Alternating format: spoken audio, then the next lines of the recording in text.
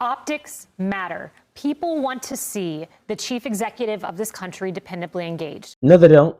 They want to see people being helped, fed, and rescued. But this is really all you need to know about Donald Trump's visit to Georgia. KAYLEIGH is his former press secretary, so she knows the playbook. She advised him, and she just said it. Optics matter. Kamala Harris and Joe Biden didn't think we need to beat Trump to Georgia to be the first in front of a camera for the optics. They thought, let's deploy FEMA and first responders. For them, it was about the people who were suffering, not the photo op. And what came to mind when I saw that was 2022. Hurricane Laura was coming, Category 4 storm that hit Louisiana. It was an election year. It was a huge day for President Trump because it was a Thursday and it was the day when he was set to give his RNC convention speech. What did Trump do? He went to FEMA. He sat there. He listened to people. He said, I may even delay my RNC remarks. He ended up not doing that. Don't you just love how she gave Donald Trump credit for almost not addressing the RNC? But he ended up addressing the RNC because they decided the optics of being in front of that disaster wouldn't score as many political points as actually addressing the RNC.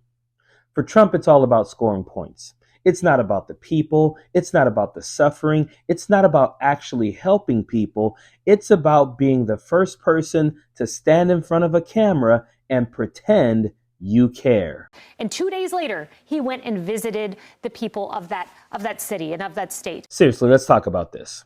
What does a president showing up to a disaster area while people are still being rescued do for that area?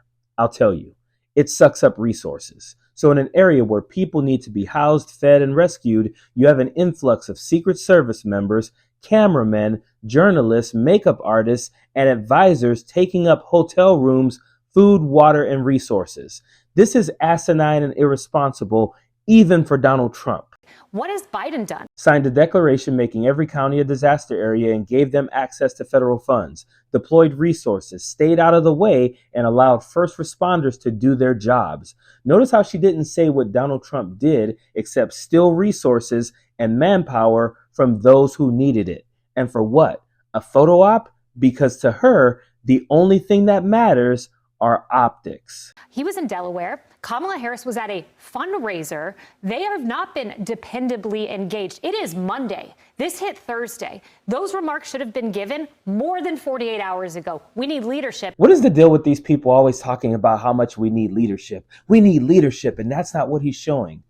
Leadership is not going to a disaster area, sucking up the resources, giving a press conference, lying a bunch just for a photo op. That is not leadership. That is what we call grandstanding. Leadership is actually doing the things that the area needs in order to survive what they're actually dealing with. Leadership is declaring every single county a disaster area so that they could have access to federal funds. Leadership is making sure first responders are on the ground as soon as they can get there.